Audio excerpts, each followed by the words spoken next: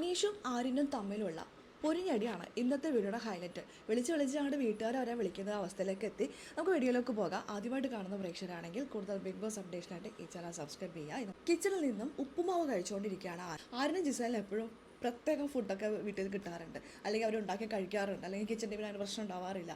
അങ്ങനത്തെ അവസ്ഥയൊക്കെയാണല്ലോ. അപ്പോൾ ഇത് ചോദ്യം ചെയ്തുകൊണ്ട് അനീഷ് വരുന്നുണ്ട്. അനീഷ് പറയുകയാണ് ആര്യന് മാത്രം എന്താ പ്രത്യേകത, കിച്ചൺ ക്യാപ്റ്റനോടാണ് ചോദിക്കുന്നത്. അപ്പോൾ കിച്ചൺ ക്യാപ്റ്റനൊന്നും മിണ്ടുന്നില്ല. മറിച്ച് ആര്യം പറയുകയാണ്, ഇത് ഇന്നലത്തെ ഫുഡാണോ, നാപ്പ ഉപ്പുമാവാടോ, അങ്ങനെ എന്തൊരു വാക്ക് യൂസ് ചെയ്യുന്നുണ്ട്. ഇത് കാണുമ്പോൾ അനീഷ് പറയാണ്, ഇത് നിൻ്റെ വീട്ടിൽ പോയി വിളിച്ചാൽ മതിയെന്ന്. എന്നാൽ ഇത് നിൻ്റെ ആര്യൻ്റെ മറുപടി ഇങ്ങനെയാണ്, ഇത് നിൻ്റെ പിതാവിനെ പോയി സ്മരിക്കണമെന്ന്.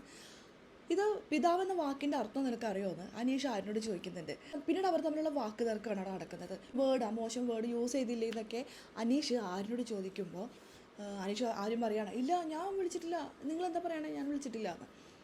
പിന്നീട് അത് കേട്ടോണ്ടേ തന്നെ നൂറ് പറയുന്നുണ്ട്, ആര്യം വിളിച്ചു, ഞാൻ കേട്ടതാണെന്ന്. പിന്നെ അനീഷിനെ കിടിലൻ ഡയലോഗ് കേട്ടോ, യഥാർത്ഥ യോദ്ധാവിനെ നീ കണ്ടിട്ടില്ല എന്ന്. അത് ശരിയാണ്, യഥാർത്ഥ യോദ്ധാവിനെ ആരും കണ്ടിട്ടില്ല. ആര്യൻ്റെ അടുത്ത് കളിക്കാൻ ആരും പോയിട്ടില്ല. പോയിട്ടില്ല കാര്യമൊന്നുമല്ല. പലരുടെ അടുത്തും ആര്യൻ്റെ ബഫൂൾസ് ആയിട്ടുള്ള ഒരു പരിപാടിയൊക്കെ നടക്കും. പക്ഷേ അനീഷിൻ്റെ അടുത്ത് കാര്യങ്ങളൊന്നും നടക്കില്ല. അനീഷ് എന്തായാലും ആര്യനെ നോട്ട് ചെയ്തിട്ടുണ്ട്. ആര്യനെ പിടിക്കാനുള്ള പരിപാടിയാണ്. എന്തായാലും ആര്യൻ്റെ കാര്യത്തിൽ തീരുമാനമായി. നമുക്ക് നോക്കി ഇന്നത്തെ ലൈവിൽ എന്തൊക്കെ സംഭവിക്കാൻ പോകുന്നത് എല്ലാം കാത്തിരുന്ന് തന്നെ കാണാം. അപ്പോൾ ആദ്യമായിട്ട് കാണുന്ന പ്രേക്ഷകരാണെങ്കിൽ ബിഗ് ബോസ് അപ്ഡേഷനായിട്ട് ചാനൽ സബ്സ്ക്രൈബ് ചെയ്തോളൂ കേട്ടോ.